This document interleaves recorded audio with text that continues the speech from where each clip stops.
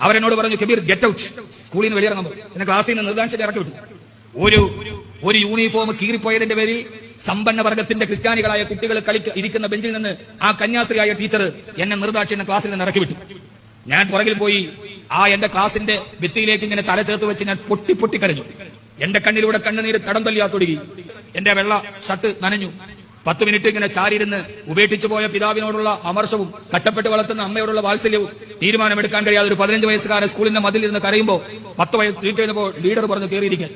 ഞാൻ പോയി കയറിയിരുന്നു. പിന്നെ ഞാൻ തലപൊക്കിയിട്ടില്ല. ആ കുട്ടികളുടെ മുഖത്ത് നോക്കാൻ പിന്നെ എനിക്ക് എന്റെ അഭിമാനം സമ്മതിച്ചില്ല. 3 ദിവസം കഴിഞ്ഞു. ഇതേ സമയത്ത് വൈകി ഒരു പീരീഡിന്റെ മധ്യഭാഗത്ത് ഞാൻ കയറി വരുമ്പോ ഈ ടീച്ചറും കുട്ടികളും ക്ലാപ്പ് ചെയ്തു. എനിക്ക് അമർഷമാണ് തോന്നിയത്. പച്ചയ്ക്ക് പിച്ച് ചീന്തി തിന്നിട്ട് 3-ാം ദിവസം വരുമ്പോൾ എഴുന്നേറ്റ് കൈയടിക്കുന്നു. വന്നപ്പോ സ്കൂൾ ലീഡറും കുട്ടികളെല്ലാവരും കൂടി എന്റെ കയ്യിൽ ഒരു പൊതി കൊണ്ടുവന്നൊരു പ്രസന്റേഷൻ. ഞാൻ തുറന്നു നോക്കുമ്പോൾ 2 ജോഡി യൂണിഫോം ആയിരുന്നു.